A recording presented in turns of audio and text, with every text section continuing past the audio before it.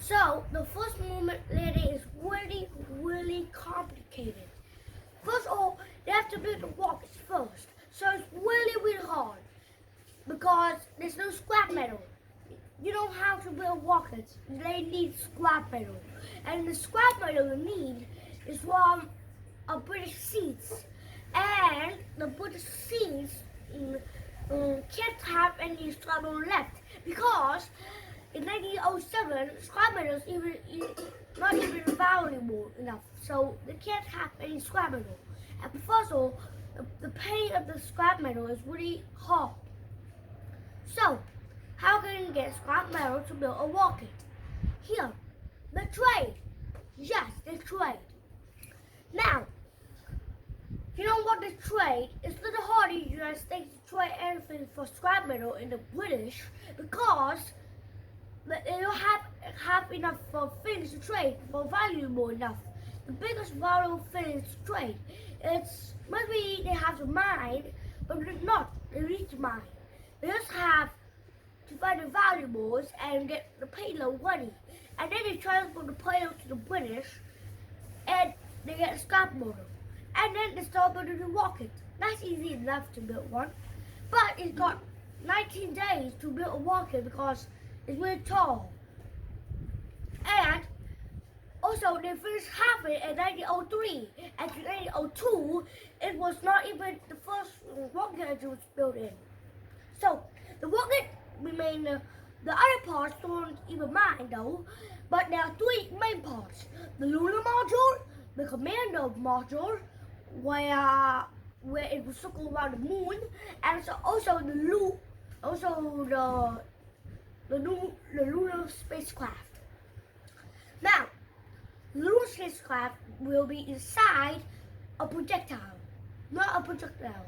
It means inside a shell that can protect it. So, the three astronauts, Neil Armstrong, Michael Collins, and Alexander Buzz.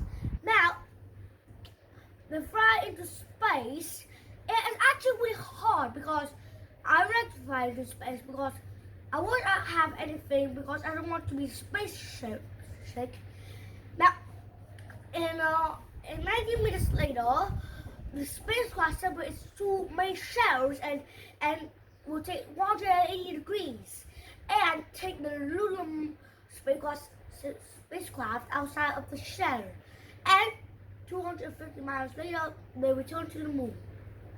Now, it takes a 4-day journey to get to the moon because, of course, you know the moon will have atmosphere and it's really hot.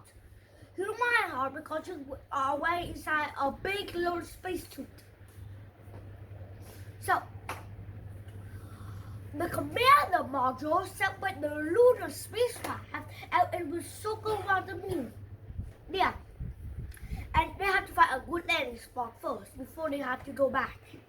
So, they find a good landing spot and also they step on the moon. They collect samples. Samples like rock samples for scientists to study. And also, they also have something else. They play the American flag and also write their names.